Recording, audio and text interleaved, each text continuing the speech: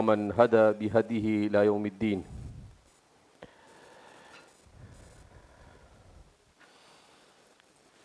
گزشتہ کل جیسا کہ ہمارے سامنے یہ بات آئی کہ انسان یہ ہمیشہ اپنے علم کے بارے میں ترقی کا سوچتا ہے، اس کے علم کا کوئی لمیٹیشن نہیں. جب اسے کوئی چیز آنکھوں سے نظر آنے کے بعد بھی سمجھ میں نہیں آتی ہے تو وہ مزید آگے بڑھ کر اسے عقل سے سوچتا ہے. پھر جب کوئی چیز عقل سے بھی سمجھ میں نہیں آتی ہے تو وہ مزید اس سے آگے بڑھ کر وہ اور جاننے کی کوشش کرتا ہے. مگر ہر جگہ پر انسان کو جو سورسز آف نالج، اس کو ذرائع علم جس کو کہتے ہیں، علم کے حاصل کرنے کے جو سورسز اور جو ذرائع ہیں وہ ہر جگہ انسان کو کام نہیں آتے. بہت ساری جگہ ایسی ہوتی ہے کہ وہ انسان کو آنکھ سے بھی سمجھ میں نہیں آ سکتی ہے، سن کر بھی سمجھ میں نہیں آ سکتی ہے، اس کی عقل کے گھوڑے دوڑا کر بھی اس کو سمجھ میں نہیں آ سکتی ہے.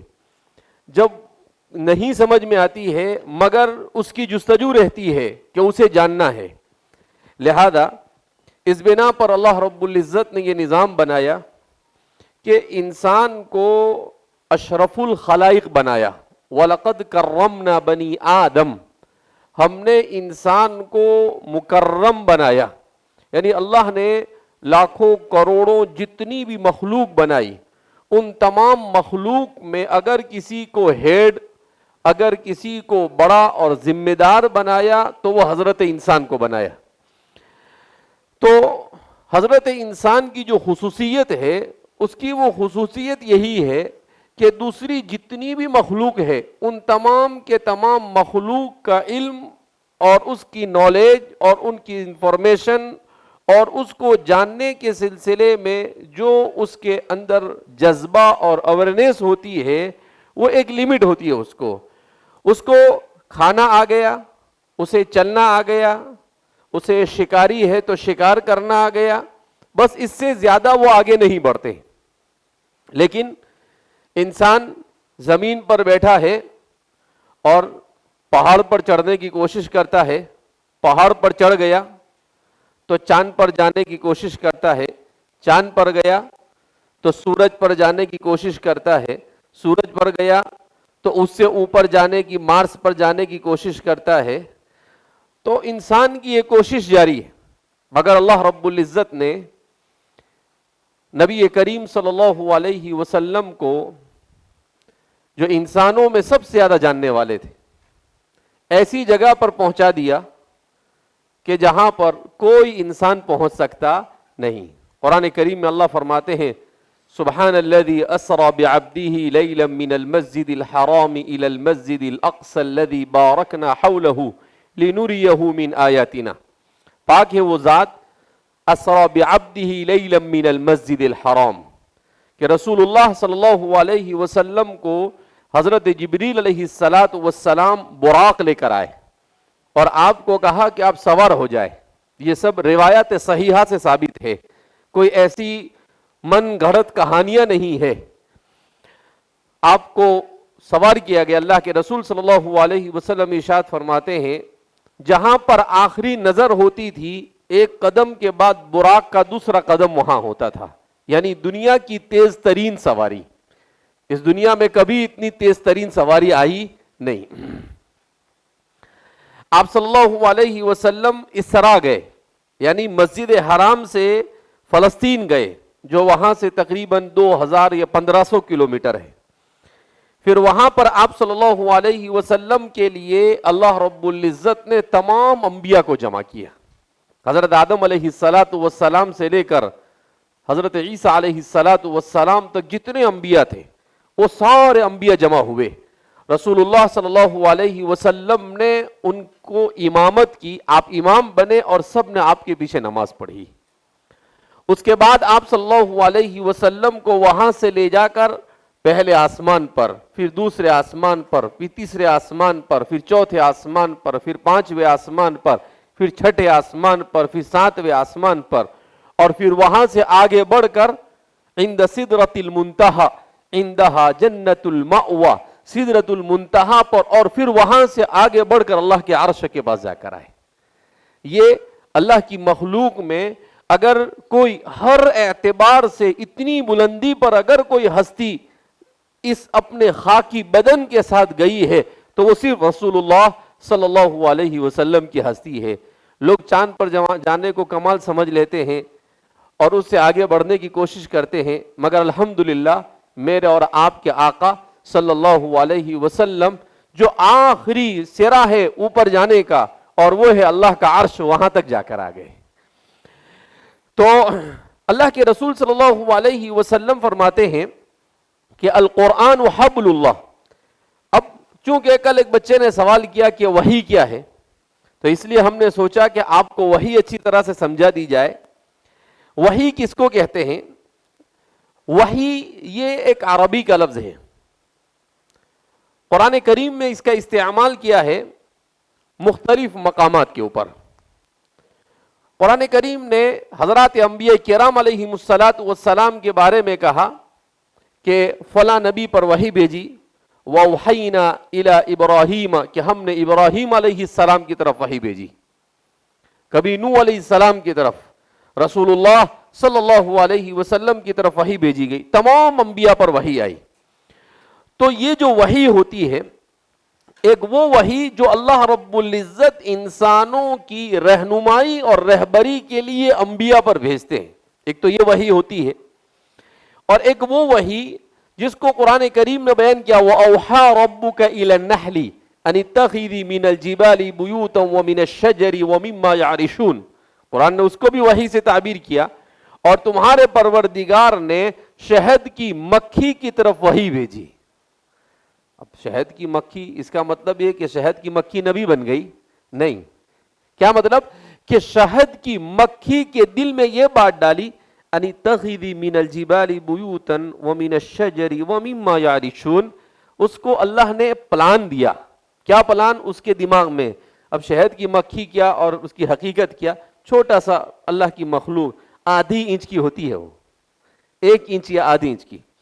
اللہ کہتے ہیں کہ ہم نے اس کے دماغ میں ڈالا، کیا ڈالا؟ کہ آپ کو پھلوں پر جانا ہے، پھولوں پر جانا ہے، وہاں سے رس لینا ہے، اور رس لے کر آ کر آپ کو اپنا گھر بنانا ہے اور شہد بنانا ہے۔ تو فرماتے ہیں یہ بھی اللہ نے اس کو سکھایا، آٹومیٹک اس نے نہیں سیکھا، اس نے آٹومیٹک نہیں سیکھا۔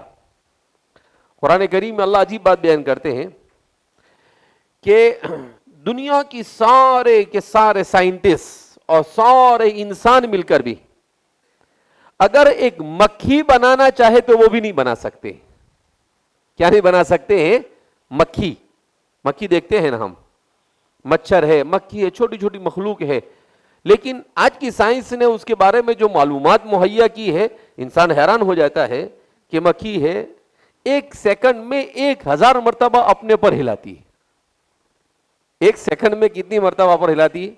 مچھر ہوتا ہے نا، مچھر کے سر میں انسان کو 2 آنکھیں ہوتی ہے، مچھر کو کتنی آنکھ ہوتی ہے معلوم؟ 100 آنکھ ہوتی ہے اس کو۔ کتنی آنکھیں ہوتی ہے؟ 100 آنکھیں ہوتی ہے۔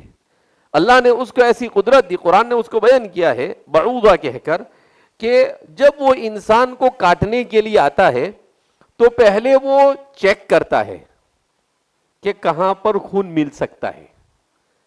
جب اس کو پتا چل جاتا ہے کہ ہاں یہاں سے خون مل سکتا ہے، تو پھر اس کے بعد وہ وہاں پر بے ہوش کرتا ہے، جتنے حصے سے اس کو خون لینا ہے وہاں کیا کرتا ہے وہ بے ہوش، جیسے ڈاکٹر آپریشن سے کہہ رہے کیا کرتا ہے؟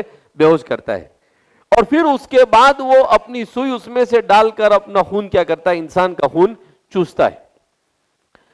اتنا حیرت انگیز نظام ہے کہ سائنس خود حیران ہو گئی کہ یار یہ چھوٹی سی مخلوق ہے جس کو یوں کر کر اگر آدمی مارے 100 بیٹھے ہو تو 100 کے 100 مر جاوے، مگر اس میں اتنی حیرت انگیز صلاحیت اللہ نے عطا فرمائی ہے کہ یہ چونٹی ہوتی ہے، تو چونٹی کے بارے میں پڑھ رہا تھا میں کہ اس کو مٹھاس کہاں پر ہے، اس کی قوت شامہ یعنی اس کی سونگنے کی صلاحیت اتنی تیز ہوتی ہے کہ 100 کلومیٹر سے اس کو پتا چل جاتا ہے کہ میٹھا کہاں رکھا ہوا ہے. کتنے کلومیٹر سے؟ 100 کلومیٹر سے. تو اس دنیا میں اللہ نے چھوٹی چھوٹی مخلوق کو عجیب عجیب صلاحیت دی. کسی کو اللہ نے, جیسے مکھی ہے, اللہ نے اس کو پلاننگ دیا, اس کے بارے میں بھی عجیب عجیب معلومات مہرا.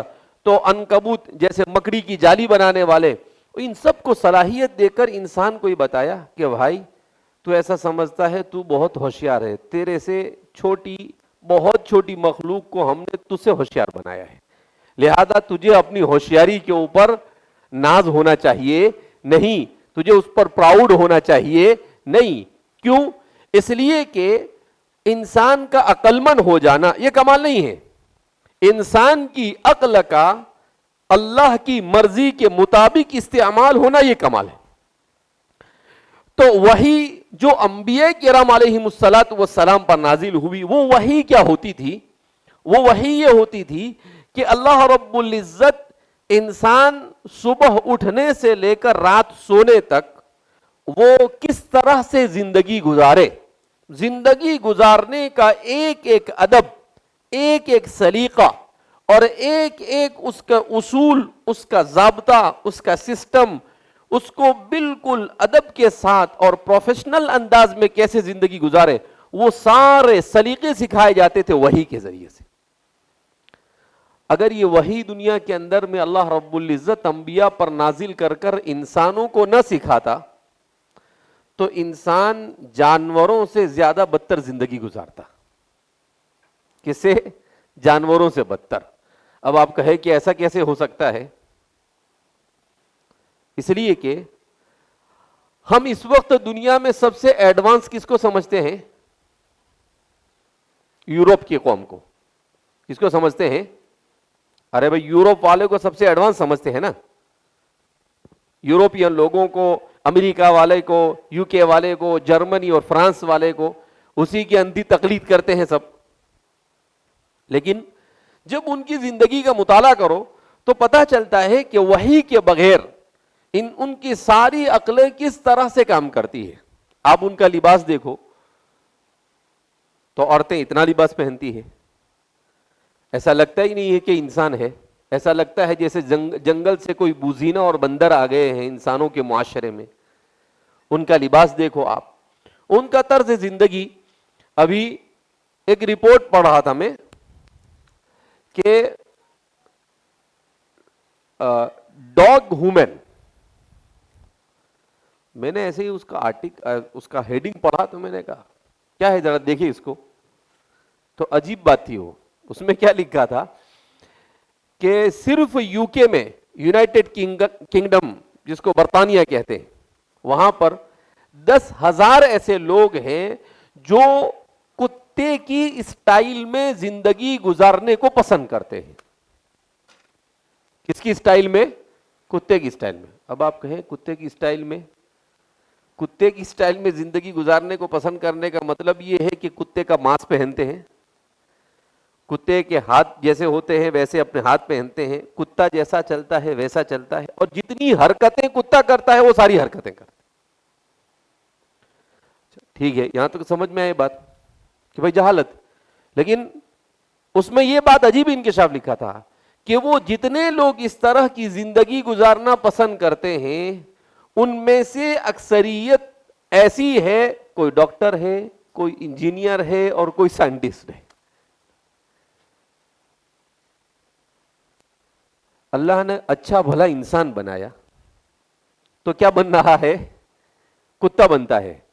ہمارے یہاں پر کسی کو کتا بول دو تو گالی ہو جاتی ہے, اور وہ کتے کی طرح زندگی گزارنا پسند کر رہے ہیں. یہ جب وحی سے انسان کا رشتہ کٹ ہوتا ہے تو انسان ایسے ہی زندگی گزارتا ہے.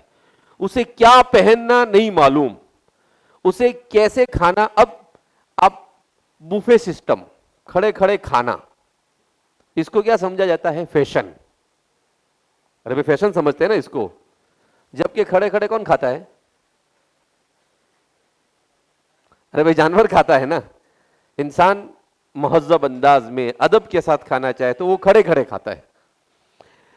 تو جتنی اس کا مطلب کیا ہوا کہ جب وحی سے انسان کا رشتہ نہیں ہوتا ہے، اس کو کھانا بھی نہیں آتا، اسے کپڑے پہننا بھی نہیں آتا، اسے زندگی گزارنا بھی نہیں آتا، اس کے نزدیک صرف اپنی خواہش کو پورا کرنا یہ زندگی بن جاتا ہے، اس کے نزدیک صرف مال کمانا یہ زندگی بن جاتا ہے، اس کے نزدیک صرف ڈیزگنیشن حاصل کرنا، عہدہ اور منصب حاصل کرنا اور عزت حاصل کرنا، یہی اس کی زندگی کا کیا بن جاتا ہے؟ مقصد بن جاتا ہے، جبکہ یہ ساری چیزیں انسان کی زندگی کے مقاصد میں سے نہیں ہے۔ تو وحی کے بارے میں قرآن کیا کہتا ہے؟ وحی اس کلام کو کہتے ہیں جس کو اللہ تعالیٰ نے اپنے نبیوں کی طرف نازل فرمایا، جس کو اللہ نے اپنے نبیوں کی طرف نازل فرمایا۔ قرآن کریم میں اللہ رب العزت ارشاد فرماتے ہیں وَمَا كَانَ لِبَشَرٍ أَن يُكَلِّمَهُ اللَّهُ إِلَّا وَحْيًا أَوْ مِن وَرَاءِ حِجَابٍ أَوْ يُرْسِلَ رَسُولًا فَيُوحِيَ بِإِذْنِهِ مَا يَشَاءُ إِنَّهُ عَلِيٌّ حَكِيمٌ، اور کسی انسان کے لیے یہ ممکن نہیں ہے کہ وہ فیس ٹو فیس براہ راست وہ اللہ سے کلام کر سکے۔ انسان کی کیپیسٹی نہیں ہے کہ انسان اللہ سے کلام کر سکے۔ کیوں؟ اس لیے کہ اللہ سے کلام کرنا کوئی آسان کام نہیں ہے۔ تجلی للجبل جعلہ دکا، اللہ کی ذات اتنی پرہیبت اور اللہ کی ذات اتنی جلال والی اور اتنی پاورفل ہے کہ اللہ رب العزت کی تھوڑی سی جھلک یہ حضرت موسیٰ علیہ السلام کے زمانے میں پہاڑ پر پڑی تو وہ پہاڑ ریزہ ریزہ ہو گیا۔ قرآن کریم نے بیان کیا تجلی ربک للجبل جعلہ دکا، کیا ہوا کہ حضرت موسیٰ علیہ السلام نے بنو اسرائیل سے آ کر کہا کہ بھائی اللہ نے مجھے کتاب دی ہے تمہاری ہدایت کے لیے۔ تو وہ بنو اسرائیل بڑی ضدی قوم تھی، اس نے کہا کہ نہیں ایسے نہیں مانتے ہم۔ تو کہا کیسے مانتے؟ کہا نہیں، اللہ کہے اور ہم سنیں کہ اللہ نے کہا کہ ہم نے موسیٰ کو کتاب دی ہے، اس پر تم عمل کرو تو ہم مانے، باقی ہم مانے نہیں۔ تو بنو اسرائیل کے جو اچھے لوگ تھے 40، ان سب کو لے کر حضرت موسیٰ علیہ السلام کو طور پر گئے اور اللہ سے کہا کہ اللہ یہ بستر قوم ہے، یہ کچھ سمجھتی ہے نہیں، اب آپ نے کتاب بھیجی ہے تو یہ کیا بولتے کہ ایسے نہیں آپ بولو۔ تو اللہ رب العزت کو بھی غصہ آیا کہ بھئی میرا نبی کہہ دیے بات ختم ہو گئی۔ وہ نبی جس نبی کے ساتھ انہوں نے دیکھا کہ سمندر پھٹ گیا اور اس کے راستہ سمندر کے بیچ میں ہوا اور وہ لوگ اس کے اندر سے گزر گئے اور فرعون اور اس کا پورا لشکر اس میں ڈوب گیا، اپنی آنکھوں سے دیکھا اس معجزے کو، اس کے بعد بھی موسیٰ علیہ السلام کو ماننے کو تیار نہیں، اور بھی بہت سارے معجزے دیکھے انہوں نے۔ تو کہا ٹھیک ہے، اب اللہ رب العزت نے جیسی ہی اللہ کی تجلی ہوئی، تھوڑا سا اللہ نے اپنی ذات پہ سے پردہ ہٹایا تو پہاڑ ریزہ ریزہ ہو گیا اور وہ جتنے تھے وہ سب کے سب مر گئے، اس لیے کہ وہ اللہ کو دنیا کی آنکھوں سے اور دنیا کے بدن سے کوئی نہیں دیکھ سکتا ہے۔ وہ تو جنت میں جانے کے بعد اللہ وہ طاقت دے گا انسان کو کہ انسان اللہ کو دیکھ سکے گا۔ تو اب حضرت موسیٰ علیہ السلام سر پکڑ کے بیٹھ گئے، کہا کہ اللہ ان کو زندہ کرو، نہیں تو میں بنو اسرائیل میں جاؤں گا ابھی واپس، تو وہ کیا بولیں گے تو ہی ان کو مار کے آیا، وہ کیا بولیں گے تو ہی ان کو مار کے آیا۔ تو موسیٰ علیہ السلام نے کہا کہ اللہ یہ زندہ ہوئے تو میں تو جاؤں، نہیں تو میرے سے جانا بننے والا نہیں ہے۔ تو اللہ نے کہا ٹھیک ہے، ہمارے کلیم موسیٰ کہتے تو ان کو اللہ نے مردہ ہونے کے بعد زندہ کیا۔ تو پہلے تو بہت کہا کہ نہیں بالکل، نیچے جا کر ہم کہیں گے کہ بھئی یہ کتاب موسیٰ علیہ السلام کو اللہ نے دی ہے اور ایسا ایسا ہوا۔ نیچے آنے کے بعد کیا بولتے نہیں ہم کو تو کچھ بھی یاد نہیں ہے، پھر گئے۔ تو قرآن کریم نے اس کو بھی بیان کیا، اذ نطقنا الجبل فوق، کہ اللہ رب العزت نے جبریل علیہ السلام کو بھیجا اور جبریل علیہ السلام نے پہاڑ اٹھا لیا انگلی کے اوپر اور کہا کہ اس کتاب پہ عمل کرنا ہے کہ یہ پہاڑ دے ماروں تم کو۔ تو فرماتے ہیں وہ سب سجدے میں چلے گئے۔ رسول اللہ صلی اللہ علیہ وسلم فرماتے ہیں اتنی الٹی قوم تھی کہ سجدے میں گئے اور یوں کر کے دیکھتے ہیں، پھینکتا تو نہیں ہے، کہا کہ اپنی آنکھوں کے کنارے سے یوں کہ گھما گھما کے دیکھتے ہیں کہ پھینک ویک تو نہیں دیا نا اس نے، پھینکے گا تو نہیں یہ، لیکن انہوں نے مان لیا کہ بھائی ہاں ایک جان پہ آ پڑی تھی، ان کو دیکھا کہ بھائی تو جبریل سیدھا دے ماریں گے اور اپنے سب خیمہ ہو جائے گا، اس لیے اچھا یہ ہے کہ مان لو اپنے. تو وہی جو ہوتی ہے، اللہ رب العزت فرما ما کان لبشر ان یکلمہ اللہ، کہ کوئی اللہ سے براہ راست بات نہیں کر سکتا، الا وحیا، ہاں مگر یہ کہ اللہ وحی بھیجے. اللہ کیا بھیجے؟ وحی بھیجے. من وراء حجاب او یرسل رسولا، یا اللہ کسی کو رسول بنا کر بھیجے، فیوحی باذنہ، اور پھر اپنے ارادے کے مطابق اس کے اوپر وحی بھیجے. اللہ بہت بلند اور بڑی حکمت والا ہے. تو اس سے معلوم ہوا کہ وحی جو ہوتی ہے یہ صرف نبی پر نازل ہوتی ہے، نبی کے علاوہ کسی اور پر وحی نازل ہو سکتی نہیں ہے، نبی کے علاوہ کسی اور پر وحی نازل ہو سکتی نہیں. اچھا، اب سوال پیدا ہوتا ہے کہ وحی کتنی قسم کی ہوتی ہے؟ ٹائپ آف وحی کتنی قسم کی ہوتی ہے؟ تو وحی جو ہوتی تھی وہ رسول اللہ صلی اللہ علیہ وسلم پر نازل ہوتی تھی، اس کی ایک قسم ہوتی تھی جس کو وحی قلبی کہتے ہیں. اللہ تعالیٰ اپنے نبی کے دل میں بغیر کسی واسطے کے کسی بات کا القاء کر دیتے تھے، نبی کے دل میں بات ڈال دیتے تھے. یہ بیداری میں بھی ہوتا اور خواب میں بھی ہوتا، اس لیے نبی کریم صلی اللہ علیہ وسلم کا خواب بھی وحی ہوا کرتا تھا کہ آپ صلی اللہ علیہ وسلم کو دل میں بات آ جاتی تھی تو اسے وحی کہا جاتا تھا. کبھی کبھی آپ صلی اللہ علیہ وسلم کو خواب دکھایا جاتا تھا، تو نبی کا خواب وحی، دوسرے کسی کا خواب وحی نہیں تو اپنے بھی بولنا شروع کر دے گے اپنے کو بھی وحی آئی آج. بولے کیوں؟ بولے خواب دیکھا. تو نبی کا خواب وحی ہوتا ہے، دوسرے کسی، کیوں؟ نبی کا خواب سچا ہوتا ہے. دوسرے انسانوں کے جو خواب ہوتے ہیں وہ الگ الگ طرح کے ہوتے ہیں، اس لیے خواب کی بیان کرتے ہیں کہ ایک خواب ہوتا ہے جس کو اضغاث و احلام کہتے ہیں. اضغاث و احلام کا کیا مطلب؟ انسان دن بھر الٹا سلٹا سوچتا رہتا ہے اور پھر سوچتے سوچتے سو جاتا ہے تو وہی اس کو خواب میں نظر آتا ہے. کبھی انسان موبائل میں بھوت پلیت چوریل یہ سب دیکھتے دیکھتے کیا کرتا ہے؟ سو جاتا ہے، تو پھر خواب میں اس کو چوریل ہی نظر آتی ہے، تو پھر وہ خواب میں چیختا بھی اور چلاتا بھی ہے. تو یہ اضغاث و احلام ہے، یہ صرف انسان کے خیالات ہوتے ہیں. اور دوسرا، انسان کو جو خواب آتے ہیں، جو انسان سچا ہوتا ہے، جھوٹ نہیں بولتا ہے، اچھی طرح سے رہتا ہے، تو اس کا خواب بھی سچا ہوتا ہے. اس لیے کہتے ہیں جھوٹوں کے خواب جھوٹے ہوتے ہیں اور سچوں کے خواب سچے ہوتے ہیں. جھوٹے کے خواب کیسے ہوتے ہیں؟ جھوٹے، اور جو سچے ہوتے ہیں ان کے خواب سچے ہوتے ہیں. تو اس لیے بعض مرتبہ خواب سچے بھی آتے ہیں، جیسے اللہ کے رسول صلی اللہ علیہ وسلم نے کہا کہ شیطان میری شکل میں نہیں آ سکتا، لہذا جس نے خواب میں مجھے دیکھا، یعنی رسول اللہ صلی اللہ علیہ وسلم کو، اس نے واقعتاً حضور کو دیکھا. کیوں؟ اس لیے کہ اللہ نے اس کو یہ طاقت نہیں دی ہے کہ وہ رسول اللہ صلی اللہ علیہ وسلم کی صورت اختیار کر کر کسی کو دھوکہ دے اور بیوقوف بنائے. تو بعض خواب سچے ہوتے ہیں، بعض خواب، اکثر خواب غلط ہوتے ہیں، لیکن نبی کا ہر خواب وہی ہوتا ہے. جیسے آپ صلی اللہ علیہ وسلم، حضرات صحابہ فرماتے ہیں فجر کی نماز سے فارغ ہوتے تھے، دعا ہوا کے بعد، اس کے بعد آپ صلی اللہ علیہ وسلم ہمارے طرف پھر جاتے تھے اور پوچھتے تھے ہل آمنکم رؤیا، کیا تم میں سے کسی نے کوئی خواب دیکھا ہے؟ اگر کسی صحابی نے کوئی خواب دیکھا ہوتا تو وہ کہتا کہ حضور صلی اللہ علیہ وسلم میں نے یہ خواب دیکھا. اگر نہیں دیکھا ہوتا تو سب خاموش رہتے. تو فرماتے آپ نے ایسے ہی. پھر اس کے بعد اللہ کے رسول صلی اللہ علیہ وسلم نے کہا کہ مجھے آج خواب آیا، اور آپ نے تفصیل کے ساتھ وہ خواب بیان کیا. میں نے دیکھا کہ دو آدمی آئے، دو فرشتے آئے اور مجھے اٹھا کر لے گئے. ایک آدمی کے پاس سے گزرا تو میں نے دیکھا کہ اس آدمی کو سخت سزا دی جا رہی ہے. کہا کیا سزا دی جا رہی ہے؟ کہا وہ نہر کے بیچ میں ہے اور ایک دوسرا آدمی کنارے پر کھڑا ہے، یہ اس کو پتھر مارتا ہے اور اس کو پتھر لگتا ہے، اس کا سر کچل دیتا ہے، پھر اس کے بعد وہ واپس صحیح ہو جاتا ہے، پھر کچل دیا جاتا ہے. تو اللہ کے رسول صلی اللہ علیہ وسلم فرماتے ہیں کہ اللہ کی نافرمانی کرنے والے کے ساتھ.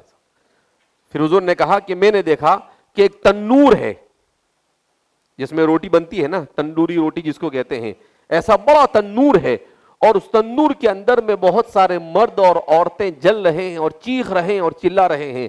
میں نے پوچھا یہ کون ہے؟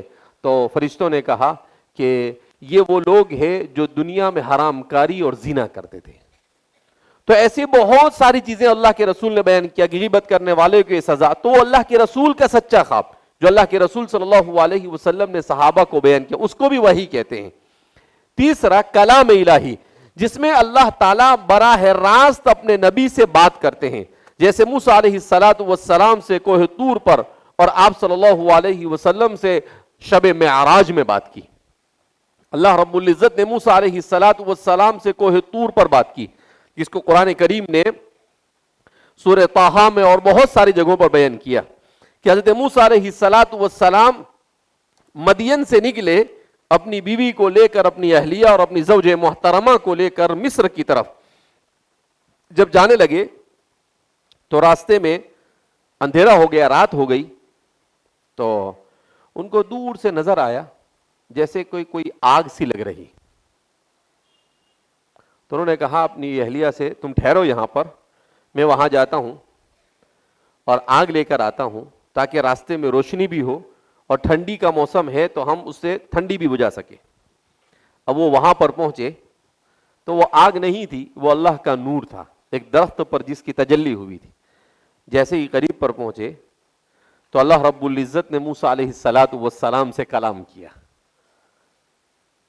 انی انا ربک فاخلع علیک, اے موسیٰ میں تیرا رب ہوں, اپنی جوتیاں اتار کر میرے دربار میں آ جاؤ. کیسے خوش قسمت ہوں گے موسیٰ علیہ السلام کہ دنیا میں اللہ براہ راست ان سے کیا کر رہا ہے, کلام کر. انی انا ربک فاخلع علیک, کہا آپ آ جاؤ. اس کے بعد موسیٰ علیہ السلام اور اللہ کے درمیان کلام شروع ہوتا ہے. اللہ فرماتے ہیں وما تلک بیمینک یا موسیٰ, اے موسیٰ یہ تمہارے سیدھے ہاتھ میں کیا ہے؟ قال ہی عصائی, موسیٰ علیہ السلام کہتے ہیں کہ یہ لاٹھی ہے. اتوکأ علیہا, میں اس سے اپنی بکریوں کو چراتا ہوں, تھک جاتا ہوں تو ٹیک بھی لگا لیتا ہوں. وأہش بہا علی غنمی, اور اس کے ذریعے سے جب میری بکریوں کو چرانا ہوتا ہے تو درخت کے پتے بھی گراتا ہوں. ولی فیہا مآرب اخری, اور بھی بہت سارے کام میں اس سے کرتا ہوں. تو اب موسیٰ علیہ السلام کو صرف اتنا بولنا تھا قال ہی عصائی, لیکن انہوں نے بولا کیوں؟ اس لیے کہ انہوں نے کہا کہ بھئی اللہ سے بات کرنے کا چانس مل رہا ہے, اب جتنی ہو سکے زیادہ بات کرے, اس لیے کہ یہ چانس بعد میں ملا نہ ملا کس کو معلوم. اس لیے موسیٰ علیہ السلام نے اپنی گفتگو کو کیا کر دیا, لمبا کر دیا. اس کے بعد اللہ رب العزت نے آگے بیان کیا تو یہ پوری تفصیل, اس کو کلام الہی کہتے ہیں. ایسے ہی اللہ کے رسول صلی اللہ علیہ وسلم جب معراج میں تشریف لے گئے تو آپ صلی اللہ علیہ وسلم جب اللہ کے دربار میں پہنچے تو آپ سجدہ ریز ہو گئے, سجدے میں چلے گئے. اس لیے کہ اللہ کے رسول دنیا یعنی جب سے کائنات بنی ہے اس وقت سے لے کر آج تک, یعنی اللہ کے رسول جب معراج میں گئے اس وقت تک کسی کو یہ شرف نہیں حاصل ہوا تھا کہ وہ زندگی میں زندہ رہتے ہوئے اللہ کے عرش پر گیا ہو. یہ مرتبہ اور یہ مقام صرف کس کو ملا؟ رسول اللہ صلی اللہ علیہ وسلم کو ملا. تو آپ صلی اللہ علیہ وسلم شکر کے طور پر سجدے میں گر گئے تو اللہ نے کہا ارفع رأسک, اے محمد صلی اللہ علیہ وسلم اپنا سر اٹھائیے. پھر اللہ کے رسول صلی اللہ علیہ وسلم کے اور اللہ کے درمیان گفتگو ہوئی. جب واپس آنے لگے تو اللہ کے رسول صلی اللہ علیہ وسلم کو تحفے کے طور پر نماز دی گئی, 50 نمازیں دی گئی تھی. کتنی نمازیں دی گئی تھی؟ 50. حضور لے کر آئے, پہلے ابراہیم علیہ السلام کے پاس سے گزرے, اس کے بعد موسیٰ علیہ السلام تھے چھٹے آسمان پر. تو موسیٰ علیہ السلام نے کہا کہ بھئی کیا تحفہ دیا؟ اللہ نے کہا نماز. کہا کتنی؟ کہا 50. بھائی بنو اسرائیل کچھ پڑھتے نہیں تھے, واپس جاؤ کنسیشن کرا کے آؤ, اس لیے کہ تمہاری امت 50 نماز پڑھنے وڑنے والی ہے نہیں. اس لیے کہ 24 گھنٹے میں 50 نماز ہوتی تو ہر آدھے گھنٹے سے یعنی ہر 25 منٹ کے اندر میں ایک نماز ہوتی. تو اللہ کے رسول صلی اللہ علیہ وسلم نے کہا کہ بھئی اللہ دنیا میں جس سے اللہ نے کلام کیا یہ پہلے آدمی اور میں دوسرا آدمی مجھ سے کلام کر رہے ہیں, تو ان کو ایکسپیرینس ہے, ان کو تجربہ ہے, ان کے تجربے سے فائدہ اٹھانا چاہیے. حضور واپس گئے تو اللہ نے کہا کہ چلو 5% کنسیشن, آپ کو 5 نماز کم کر دو. پھر آئے تو موسیٰ علیہ السلام نے کہا 45 کچھ پڑھیں گے نہیں. ایسا کرتے کرتے کرتے کرتے 5 پہ پہنچے. 5 پر پہنچنے کے بعد بھی کہتے ہیں کہ محمد ابھی بھی جاؤ اور کم کرا کے آ جاؤ, اس لیے کہ یہ 5 بھی پڑھنے والی قوم ہے نہیں. اللہ کے رسول فرماتے ہیں کہ مجھے شرم آئی کہ میں اللہ, کیونکہ 5 پر کم ہو رہی تھی, میں نے سوچا کہ اب واپس گئے تو پوری کم ہو جائیں گی. تو بہت سارے امتی سوچ رہے ہوں گے اچھا ہوتا نا چلے جاتے تو قدم ہی ہو جاتی. تو اللہ کے رسول صلی اللہ علیہ وسلم کہا کہ میں نہیں گیا. تو فرماتے ہیں کہ یہ امت 5 نماز پڑھے گی مگر اس کو ثواب ملے گا 50 نماز کا. نماز کتنی پڑھے گی؟ 5, مگر ثواب کتنی نماز کا ملے گا؟ 50 فرض نماز پڑھنے کا ثواب ملے گا. ایک نماز پڑھے گا تو 10 نماز کا ثواب ملے گا. اسی لیے نماز کو تحفہ معراج کہا جاتا ہے. کیا کہتے ہیں؟ نماز کو معراج کا تحفہ. اسی لیے اللہ کے رسول صلی اللہ علیہ وسلم نے کہا قرۃ عینی فی الصلاۃ, نماز میری آنکھوں کی ٹھنڈک ہے. حضور نے فرمایا کہ مومن ہو اور نماز چھوڑے یہ ممکن ہی نہیں. حضور نے کہیں فرمایا من ترک الصلاۃ متعمدا فقد کفر, جس نے جان بوجھ کر نماز چھوڑی گویا کہ اس نے اسلام چھوڑ کر کفر اختیار کر لیا. کہیں پر حضور نے فرمایا من ہدمھا فقد ہدم الدین, جس نے نماز کو چھوڑ دیا گویا کہ اس نے دین کی پوری عمارت کو گرا دیا اور توڑ دیا اور ڈھا دیا. تو بڑی اہمیت بیان کی. تو نماز چھوڑنے کا تصور مومن کے یہاں ہونا ہی نہیں چاہیے. کیوں؟ کہ وہ تحفہ معراج ہے. کہاں کا تحفہ ہے؟ معراج کا تحفہ ہے. اللہ رب العزت ہم سب کو اہتمام کے ساتھ نماز پڑھنے کی توفیق مرحمت فرمائے. ایک بزرگ کے بارے میں کل میں قصہ پڑھ رہا تھا کہ وہ کسی پروگرام میں گئے, ابھی کے بزرگ ہے وہ 100 سال پہلے کے, تو نماز میں تھوڑا لیٹ ہو گئے, لوگوں نے ملاقات کرنے میں گھیر لیا ان کو. اب نماز کے بعد وہ بہت افسردہ بیٹھے, تو کسی نے جا کر پوچھا کہ حضرت کیا ہوا؟ تو انہوں نے عجیب بات کہی. پہلے تو کہا نہیں, پھر جب بہت اصرار کیا تو کہا کہ 22 سال بعد میری پہلی مرتبہ تکبیر اولی فوت ہوئی. کتنے سال کے بعد؟ 22 سال کے بعد پہلی تکبیر اولی فوت ہوئی. امام اعمش ہے, امام بخاری کے بھی شیخ کے شیخ ہوتے ہیں, بہت بڑے محدث گزرے ہیں. ان کے بارے میں آتا ہے 70 سال تک تکبیر اولی فوت نہیں ہوئی. 17 نہیں, 70 ایئرز, 70 سال تک ان کی تکبیر اولی کبھی فوت ہوئی نہیں. یہ ان کی زندگیوں میں ان کو نماز کا امپورٹنس سمجھا تھا ان. بہرحال تیسرا ہے وحی ملکی. اللہ کے سب سے مقرب فرشتے جبریل امین علیہ السلام نبی کریم صلی اللہ علیہ وسلم پر یا کسی بھی نبی پر اللہ کا پیغام لے کر آتے. کبھی اپنی اصل شکل میں آتے تھے لیکن اکثر کسی انسان کی شکل میں آیا کرتے تھے. اللہ کے رسول صلی اللہ علیہ وسلم نے حضرت جبریل علیہ السلام کو آپ کی اصل شکل میں 2 مرتبہ دیکھا. کتنی مرتبہ دیکھا؟ 2 مرتبہ. ایک مرتبہ اللہ کے رسول صلی اللہ علیہ وسلم فرماتے ہیں کہ جب پہلی وحی نازل ہوئی اقرأ بسم, اس وقت تو انسان کی شکل میں تھے. پھر اس کے بعد کچھ دنوں کے بعد فرماتے ہیں کہ اللہ کے رسول صلی اللہ علیہ وسلم مقام اجیاد ہے مکہ میں, مقام اجیاد پر میں نے دیکھا حضرت جبریل کو ان کی اصل شکل میں. تو کہا میں نے دیکھا کہ ان کا ایک پر مشرق میں ہے اور ایک پر مغرب میں ہے. بڑے بڑے پر ہے. کہا ایک پر کہاں ہے؟ مشرق میں. اور ایک پر کہاں ہے؟ بہت بڑے. تو حضور فرماتے ہیں کہ جب میں نے دیکھا تو مجھ پر ہیبت طاری ہو گئی اور مجھے ایسا لگا کہ میں بے ہوش ہو جاؤں گا. پھر حضور نے ان کو دیکھا تھا سدرۃ المنتہا پر. جب معراج میں گئے وہاں پر اللہ کے رسول صلی اللہ علیہ وسلم کو دیکھا. اب ظاہر سی بات ہے کہ یہ سورج صرف ہماری زمین سے 15 لاکھ کلومیٹر دور ہے.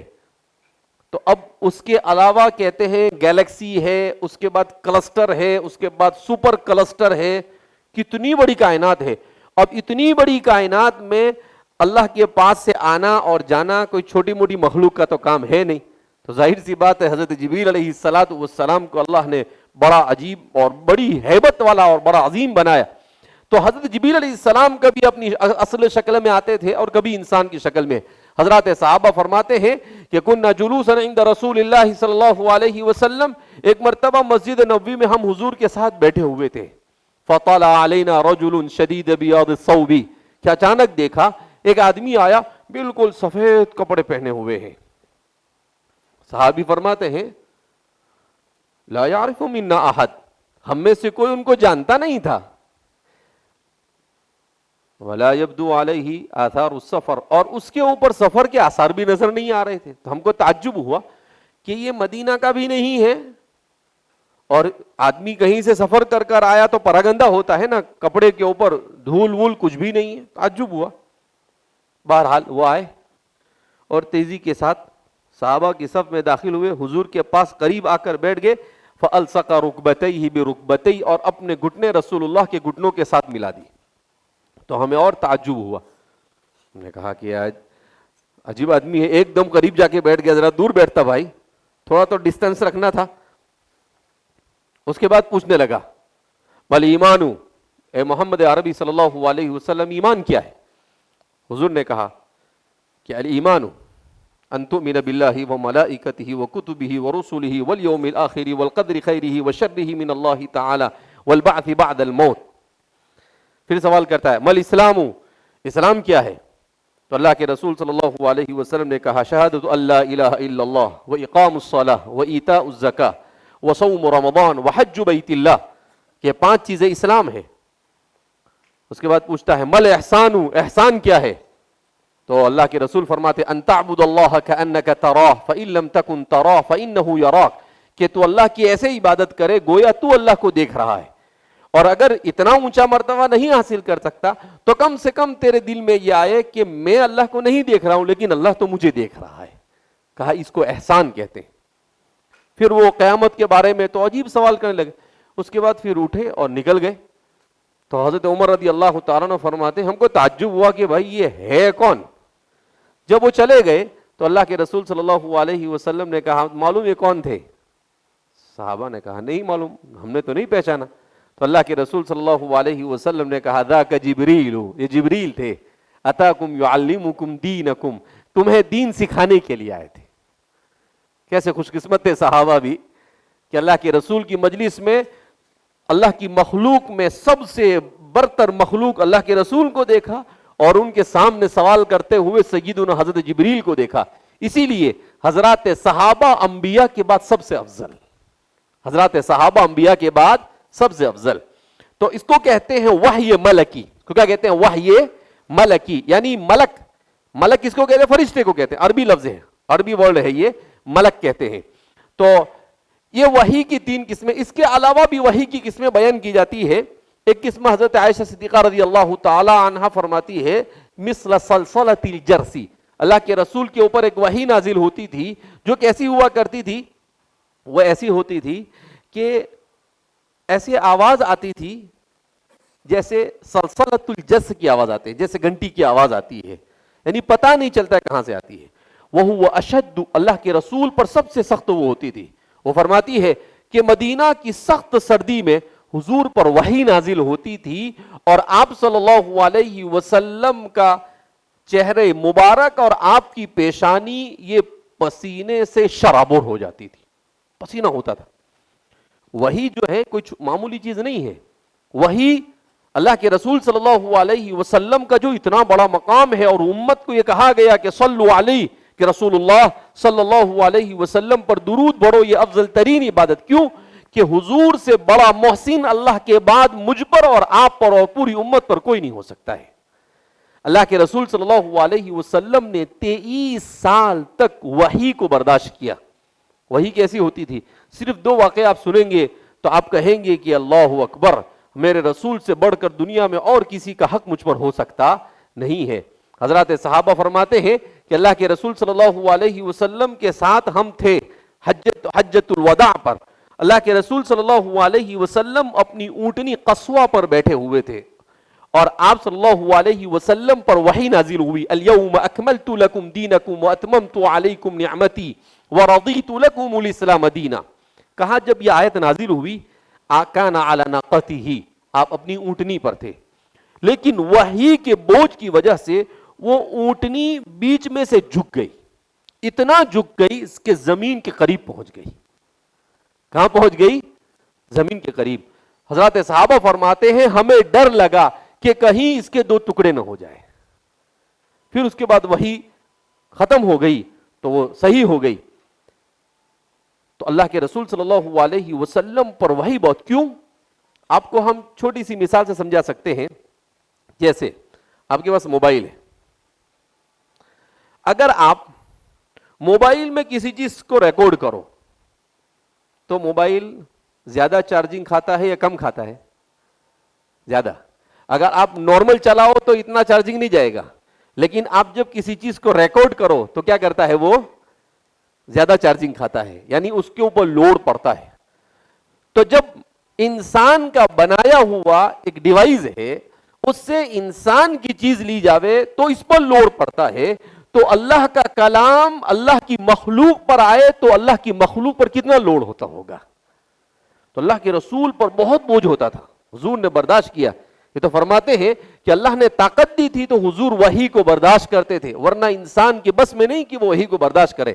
حضرت زید بن ثابت رضی اللہ تعالیٰ عنہ فرماتے ہیں کہ رسول اللہ صلی اللہ علیہ وسلم کا سر ایک مرتبہ میری ران پر تھا, آپ آرام فرما رہے تھے, فنزل علیہ الوحی, اور حضور پر وحی نازل ہوئی. فرماتے ہیں جب وحی نازل ہوئی, اچھا کتنی وحی نازل ہوئی تھی, کتنا؟ مین الفجری, صرف اتنا, مین اور الفجر دو ورڈ.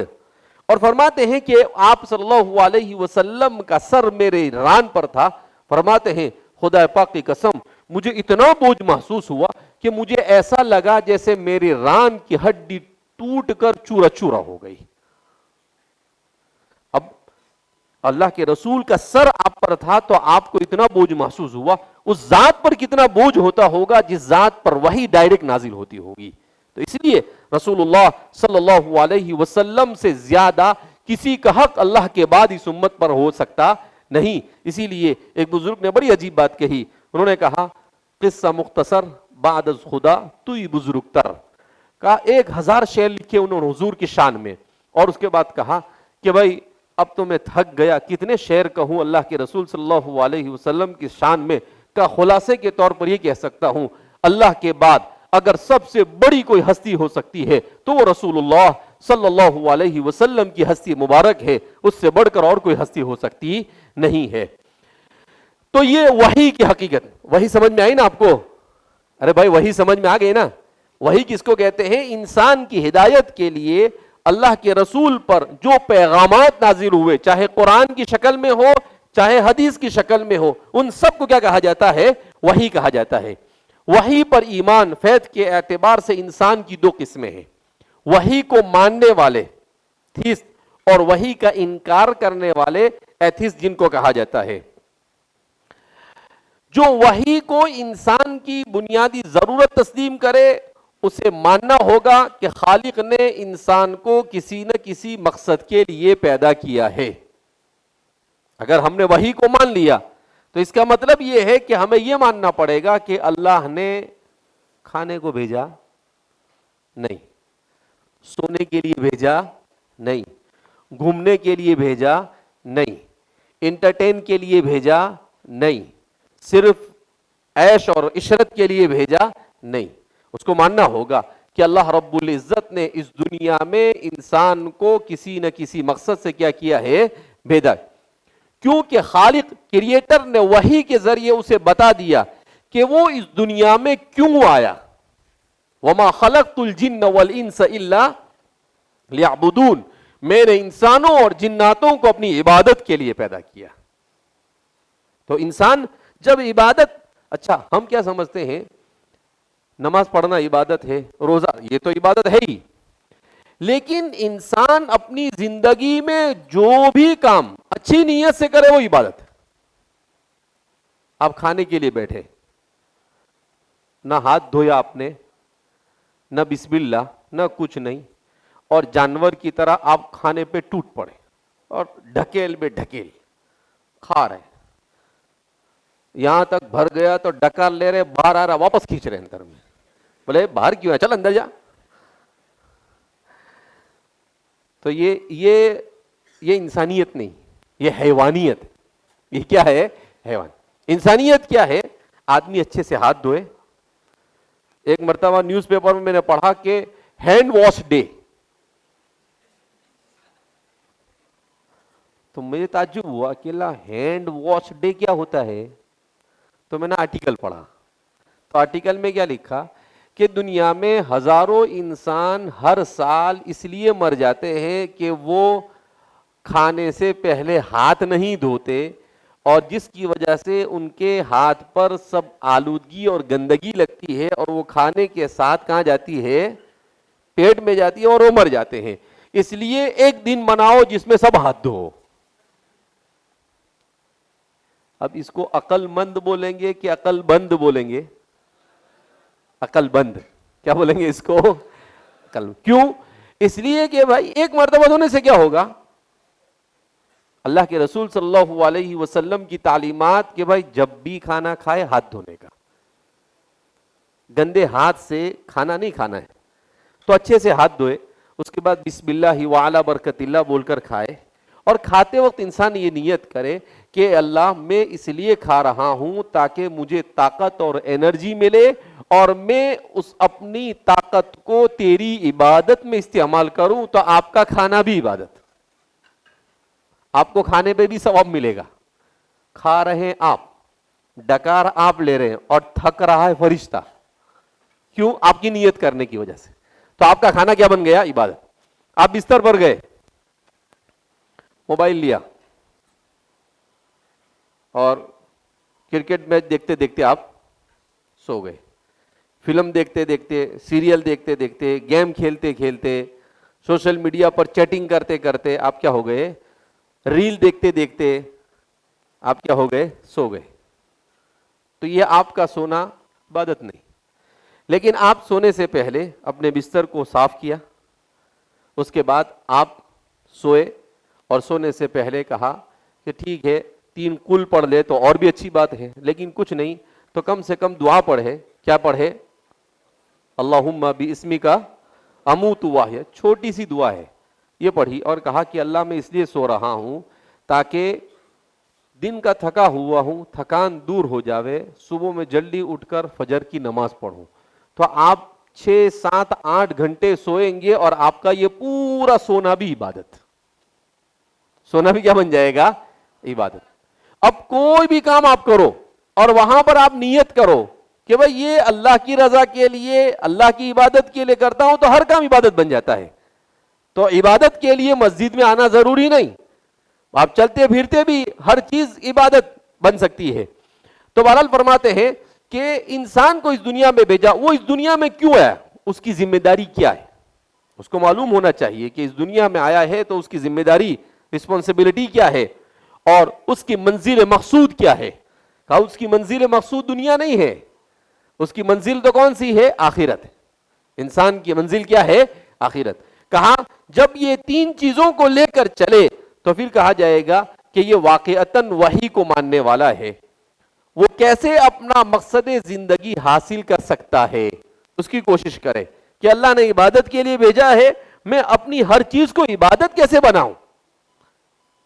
जैसे आप स्कूल में गए, कॉलेज में गए, आप जब निकले तो आपने कहा बिस्मिल्लाह अमनतु बिल्लाह व तसमतु बिल्लाह व तवक्कलतु अलल्लाह वला हौला वला कुव्वत इल्ला बिल्लाह। या इतना लंबा नहीं आता है, ये तो बड़ी दुआ है, हुजूर ने सिखाई। बिस्मिल्लाह अमनतु बिल्लाह व तसमतु बिल्लाह व तवक्कलतु अलल्लाह वला हौला वला कुव्वत इल्ला बिल्लाह।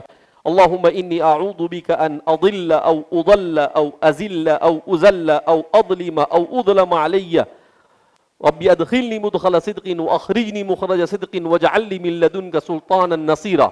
हदीस में आता है कि जब बंदा ये दुआ पढ़कर अपने कमरे से या अपने घर से निकलता है तो अल्लाह एक फरिश्ते को भेजता है, वो फरिश्ता दुआ देता है आपको, हुदीता व वुकीता व कुफीता। कौन दुआ देता है? फरिश्ता। क्या दुआ देता है? हुदीता, ए अल्लाह के बंदे तू सही रास्ते पर डाल दिया गया। वह वुकीता, हर किस्म के शर से बचा लिया गया। वह कुफीता, और हर काम तेरा कर दिया गया, अल्लाह तेरा हर काम कर देवे। कहा ये 3 दुआ उसको देता है। अगर पूरी दुआ नहीं तो सिर्फ इतना भी पढ़ा, बिस्मिल्लाह आमनतु बिल्लाह व तवक्कलतु अलल्लाह वला हौला वला कुव्वत इल्ला बिल्लाह, इतना भी आप पढ़ दे निकलते वक्त, اور پھر آپ نیت کریں کہ بھئی میں اس لیے جا رہا ہوں پڑھنے کے لیے کہ میرے ماں باپ نے پڑھنے بھیجا ہے، یہ پڑھ کر میں حلال کمانے کا طریقہ سیکھوں گا، اور حلال کما کر میں اپنے والدین کے اور اپنے نسلوں کے کام آؤں گا۔ تو اب آپ کا اسکول میں اور کالج میں بیٹھنا بھی عبادت۔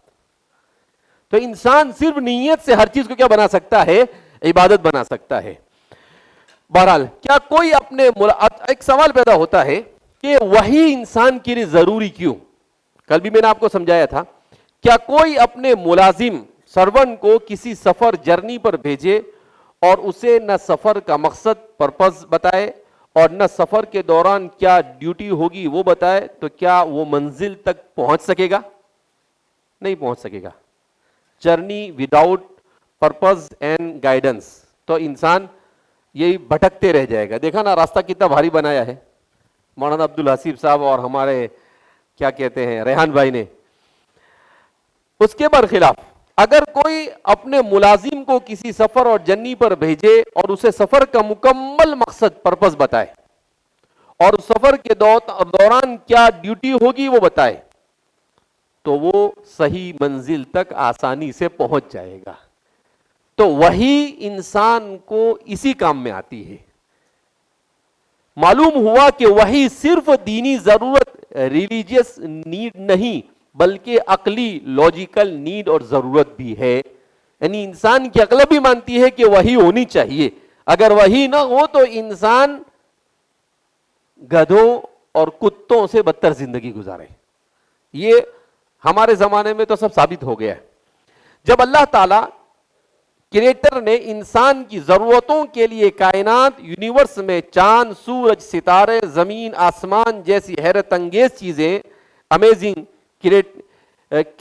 کریٹر بنائی، تو وہ انسان کی اس اہم ضرورت کو کیسے چھوڑ سکتا ہے؟ اسی لیے اللہ تعالیٰ نے رسولوں کا سلسلہ جاری کیا۔ کیا مطلب؟ کہ انسان کو گائیڈ کرنا ضروری تھا کہ بھائی آپ آئے ہیں، آپ کو یہ کرنا ہے۔ اب ہر انسان کو اللہ رب العزت بتائے اور پھر نہیں مانتا تو بڑا مسئلہ ہوتا۔ وَلَوْ يُؤَاخِذُ اللَّهُ النَّاسَ بِمَا كَسَبُوا، کہ اگر اللہ رب العزت چاہتا کہ انسان نے جہاں کچھ غلطی کیا آن دی اسپاٹ اس کو سزا دے دو، مَا تَرَكَ عَلَى ظَهْرِهَا مِن دَابَّةٍ، اللہ فرماتے ہیں کہ زمین پر ایک رینگتا ہوا جانور بھی باقی نہیں رہتا۔ اگر اللہ انسان کی آن دی اسپاٹ گرفت کر لیتا کہ یہاں گناہ کیا اور وہیں پر اس کو سزا، تو میرا اور آپ کا تو نمبر ہی نہیں آتا،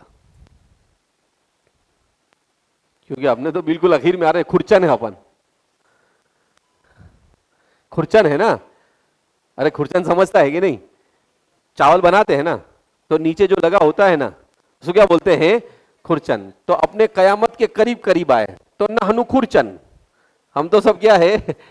کھرچن ہے، تو اپنا تو نمبر ہی نہیں آتا۔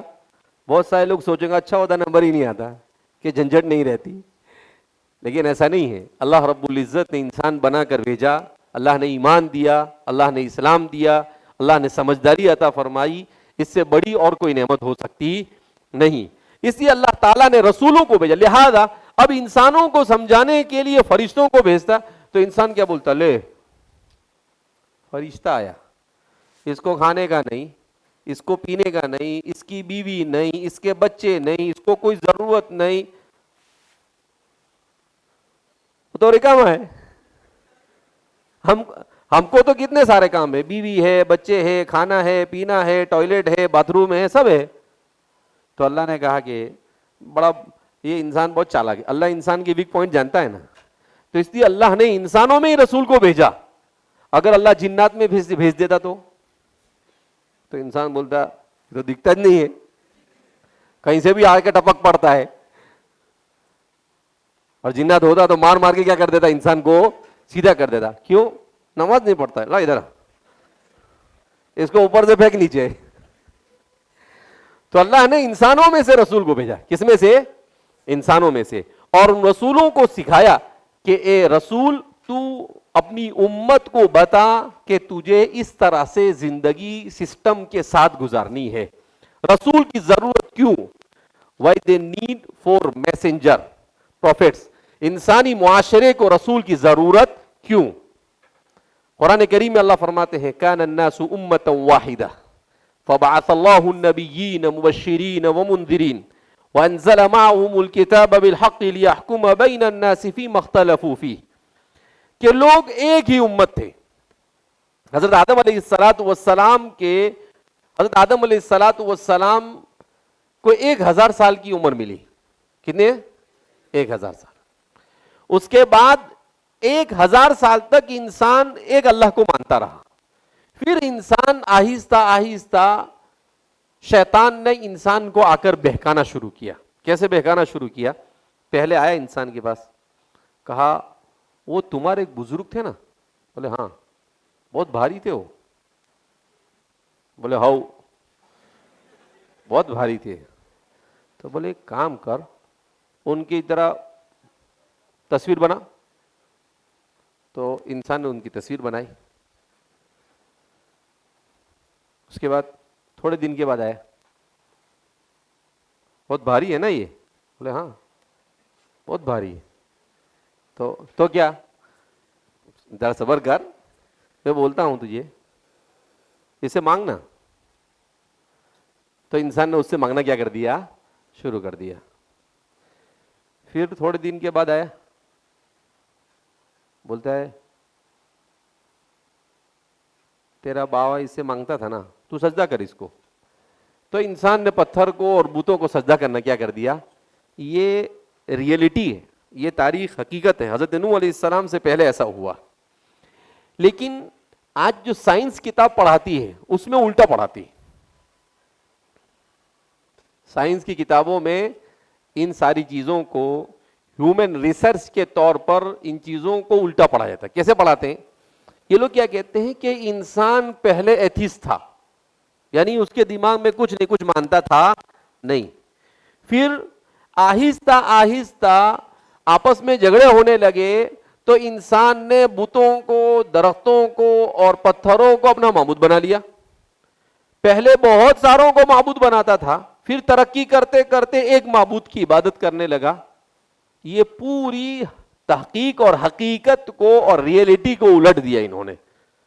اور لوگ اس کو کیا مانتے ہیں؟ سچ مانتے ہیں. سب کے یہ سب جھوٹ کا پلندہ ہے. قرآن جس حقیقت کو بیان کرتا ہے وہ یہ ہے کہ پہلے اللہ کو ماننے والے تھے انسان، اس کے بعد شرک کیا اور پھر اخیر میں ایتھیسٹ بناؤ کہ بھئی کوئی نہیں ہے. ٹھیک ہے کوئی نہیں ہے، آنکھ بند ہونے کے بعد پتہ چلے گا. من مات فقد قامت قیامتہ، حدیث میں آتا ہے کہ جو مر گیا اس کی قیامت قائم ہو گئی. اس لیے کہ قبر میں جاتے ہی عذاب کیا ہو جاتا ہے؟ شروع ہو جاتا ہے. اللہ حفاظت فرمائے. تو فرماتے ہیں وَأَنزَلَ مَعَهُمُ الْكِتَابَ، اور اللہ نے رسولوں کے فَبَعَثَ اللَّهُ النَّبِيِّينَ، اللہ نے رسولوں کو بھیجا جنہوں نے جنت کی بشارت دی اور دوزخ سے ڈرایا، اور ان کے ساتھ کتاب کو نازل کیا لِيَحْكُمَ بَيْنَ النَّاسِ، تاکہ لوگوں کے درمیان جن چیزوں میں وہ اختلاف کرتے تھے اللہ کے بتائے کے مطابق فیصلہ کرے. فَهَدَى اللَّهُ الَّذِينَ آمَنُوا لِمَا اخْتَلَفُوا فِيهِ مِنَ الْحَقِّ بِإِذْنِهِ وَاللَّهُ يَهْدِي مَن يَشَاءُ إِلَى صِرَاطٍ مُسْتَقِيمٍ، اللہ جسے چاہتا ہے سیدھے راستے کی ہدایت دیتا ہے. تو اس طرح سے رسولوں کو اللہ رب العزت نے ان تمام ذمہ داریوں کے ساتھ بھیجا. رسولوں کو بھیجنے کا مقصد کیا؟ وَلَوْلَا أَن تُصِيبَهُم مُّصِيبَةٌ بِمَا قَدَّمَتْ أَيْدِيهِمْ فَيَقُولُوا رَبَّنَا لَوْلَا أَرْسَلْتَ إِلَيْنَا رَسُولًا فَنَتَّبِعَ آيَاتِكَ وَنَكُونَ مِنَ الْمُؤْمِنِينَ. قرآن کہتا ہے کہ اگر اللہ رسولوں کو نہیں بھیجتا اور پھر اس کے بعد انسان گمراہ ہوتا، کل قیامت کے دن اللہ کے پاس حاضر ہوتا، اللہ کہتا ہے کیوں میری عبادت نہیں کیا؟ تو کیا بولتا ہے؟ لولا ارسلت الینا رسولا، اے اللہ آپ نے کوئی رسول ہی نہیں بھیجا تو ہم آپ کی آیت کی پیروی کرتے اور ہم مومن بن جاتے. تو اللہ نے کہا کہ انسان کل قیامت کے دن بہانہ خوری نہیں کرے، اس لیے ہم نے رسول کو بھیج کر ہم نے اپنی ذمہ داری پوری کی. اللہ کی ذمہ داری نہیں تھی، پھر بھی اللہ کہتے ہیں کہ ہم نے تم پر رحمت کیا کہ رسولوں کو بھیج دیا.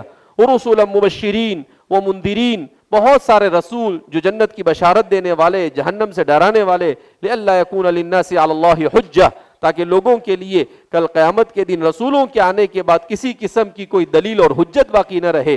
وکان اللہ عزیزا حکیما، اور اللہ رب العزت بڑا زبردست اور غلبے والا ہے. کے ذریعے 3 بنیادی عقائد کی خبر دی. کتنے؟ تین، یہیں پر ہمارا آج کا پریزنٹیشن ختم ہوگا کہ یہ تین بنیادی چیزیں کیا ہے. 3 اسلامک بیسک بلیفز، تین بنیادی ایمانی چیزیں کیا ہے. نمبر 1 معرفت الہیہ، وہ اصل مقصد ہے جس کے حاصل کرنے کے لیے انسان کی تخلیق کی گئی، اللہ کو جاننا کہ اللہ کون ہے. کل عشاء کے بعد کچھ بچے آئے میرے پاس، کہا اللہ کی حقیقت جاننا چاہتے ہیں. میں نے کہا آہستہ آہستہ نمبر آئے گا اس کا، پہلے ہم بیسک تھوڑا سمجھے، اس کے بعد تو انشاءاللہ بھی اس کے بعد اسی کا نمبر آئے. تو سب سے پہلے انسان اپنے خالق کو پہچانے. کس کو پہچانے؟ کہ اللہ کون ہے، وہ ذات کیسی ہے، اس نے مجھے کیوں بھیجا ہے، وہ مجھ سے کیا چاہتا ہے، وہ مجھ سے کیسے راضی ہوتا ہے. اس کی تفصیلات آگے بیان کی جائے گی. اور دوسرا رسالت، اسلام کا دوسرا سب سے بنیادی عقیدہ رسالت، معرفت الہیہ کے حاصل کرنے کا ذریعہ ہے، کیونکہ اللہ تعالیٰ کی صحیح معرفت رسولوں کی تعلیم کے بغیر حاصل نہیں ہو سکتی. انسان کو اللہ کی معرفت کب حاصل ہوگی؟ جب اللہ رسولوں کے ذریعے بتائے گا کہ میں ہوں اللہ. جیسے ہم پڑھتے ہیں نا اللہ لا الہ الا هو الحی القیوم، تو یہ آیت الکرسی جو ہے وہ کیا ہے؟ اللہ کا تعارف ہے. آیت الکرسی کیا ہے؟ اللہ کا تعارف ہے. ہم انشاءاللہ آیت الکرسی کو سمجھیں گے تب آپ کو پھر اس کو پڑھنے میں ہی مزہ آئے گا کہ اوہ اللہ اکبر، اللہ نے کتنا عجیب انداز میں اللہ کا تعارف کروایا ہے کہ اس کو سمجھنے کے بعد انسان، ایک مفکر نے لکھا ہے کہ جس شخص کو اللہ کی معرفت حاصل ہو گئی اس کے تن بدن میں زلزلہ آ جاتا ہے. جس کو اللہ کی معرفت حاصل ہو جائے اور اس کے تن بدن میں زلزلہ نہ آئے گا، یہ ممکن ہی نہیں ہے. تو رسولوں نے ہمیں بتایا. اور تیسرا ہے آخرت، یہ ہر عمل کے انجام کا دن ہے تاکہ اس دن کامیاب ہونے والے اور ناکام ہونے والے کو اپنے اپنے اعمال کا پورا صلہ دیا جائے. تو فرماتے ہیں یہ تین، ایک تو اللہ کو پہچانے، دوسرا رسول کے ذریعے پہچانے. اس لیے اللہ رب العزت نے اللہ کا جب تعارف کروایا تو سب سے پہلے کیا؟ اللہ لا الہ الا هو الحی القیوم، اللہ کے علاوہ کوئی معبود نہیں، وہ ہمیشہ سے زندہ ہے، وہ سوتا، لا تأخذہ سینۃ ولا نوم، نہ اسے اونگ آتی ہے نہ اسے نیند آتی ہے. تو اللہ نے اپنا تعارف ایسا کروایا کہ انسان اس تعارف کے بس کہا کانسیپٹ کلیئر ہو گیا کہ ہاں یار اللہ تو ایسے ہی ہونا چاہیے. تو یہ انسان کے تین بنیادی عقائد ہے. ان تین بنیادی عقائد کے ذریعے سے انسان کو کیا کرنا ہے؟ اللہ رب العزت کو جاننا ہے. بہرحال یہ آج دوسرا لیسن تھا جس میں وحی کو سمجھانا مقصود تھا اور اسلام کے تین بنیادی عقائد کو جاننا مقصود تھا. ویسے تو اللہ کی ذات کو مکمل طور پر انسان اپنے الفاظ میں بیان نہیں کر سکتا ہے، مگر اللہ نے خود اپنا تعارف قرآن اور حدیث میں کروایا ہے. تو اسی کی روشنی میں ہم اللہ کو کیسے جانیں؟ جب انسان کو اللہ کی معرفت حاصل ہوگی تو پتہ چلے گا کہ واقعتاً ایسی ذات کو چھوڑ کر اگر انسان کسی دوسری ذات کے پاس جاتا ہے تو انسان سے بڑا بیوقوف کوئی ہو سکتا نہیں ہے. اللہ رب العزت اپنی معرفت اور اپنی محبت کا صحیح سرچشمہ ہمیں عطا فرمائے اور اللہ رب العزت ہر قسم کی ضلالت اور گمراہی سے ہماری حفاظت فرمائے. سبحان اللہ بحمدہ، سبحانک اللہم نشہد ان لا الہ الا انت نستغفرک ونتوب الیک.